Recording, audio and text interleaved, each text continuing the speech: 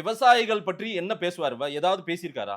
எங்க இப்ப விவசாயிகள் நலன் குறித்து ஏதாவது அவரை பேசியிருக்காரா? பேச எங்க விடுறாங்க? தயவு நாமக்கல்னு செய்து. வந்தா ஆஞ்சநேயர பத்தி பேச சொல்றாரு. இத வேற என்ன மணக்குள விநாயகர் சொல்றாரு. இந்த மாரி ஊருக்கு போய் இத ஹைலைட்டா சொல்றாரு. அங்க இருக்கிற பிரச்சனைகள் என்ன? நான் வந்தா இத செய்ய போறேன் அப்படின்னு ஏதாவது சொல்றாரா விஜய்? அன்னைக்கு திமுக எப்படி ஆட்சிக்கு வந்தது? மக்கள் பிரச்சனை பெருசா செய்யலையே. ஹிந்தி எதிர்ப்புன்னு எது பிரதானமோ அத சொல்லி தான் அண்ணாதுரை ஆட்சிக்கு உயிர வந்தாரு. குடுத்தது சார். மாணவர்கள் அந்த இளைஞர்கள், மாணவர்கள் உயிர குடுத்தான் அப்ப அன்னைக்கு. அந்த ஒரு மொழிக்காக. அப்ப அந்த உயிரிழப்பு காரணம் அண்ணான்னு நீங்க சொன்னா ஏத்துக்குவீங்களா? சார் அவன் உயிர குடுத்திருக்கான் மொழிக்காக. இந்த அவர் நாட்டுல ஒரு உயிர நோக்கத்துக்காக குடுத்திருக்காங்க. போராட்டத்தை ஆரம்பிச்சார். இப்ப நீங்க சொல்ற மாதிரி அவரால தான் அந்த உயிர் போச்சுன்னு சொல்ல சார், முடியுமா? அண்ணா விஜய் மட்டும் ஏன் காலத்துல சொல்றீங்க? இருங்க சார்.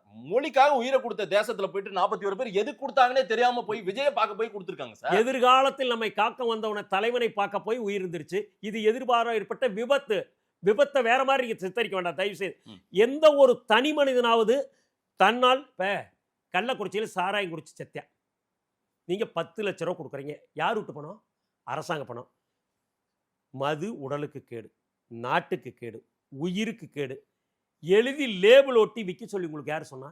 அப்ப அவன் கொலைக்கு காரணமே நீங்க தான். உடந்தை உங்க மேல எஃப்ஐஆர் போடணும் ஆட்சியாளர் மீது. நீங்க அதுக்கு 10 லட்சம் ரூபாய் எடுத்து கொடுக்குறீங்கல்ல. நேத்து இது எதிர்பாராத ஒரு விபத்து தானே. 2 லட்சம் ரூபாய் அறிவிக்கிறார் முதல்வர். அப்புறம் 5 லட்சமோ 10 லட்சமோ சொன்னார். ஆனா விஜய் கொடுக்கிற ஒவ்வொரு 20 லட்சம் அவருடைய உழைப்புல வந்த பணம். எப்படி? எந்த ஒரு தலைவனாவது ஒருத்தர் கட்சியில ஒருத்தர் இறந்திருந்தானா 20 லட்சம் ரூபாய் இன்னைக்கு இந்த மண்ணுல யாரா சார் கொடுத்துருப்பாங்க? நீங்க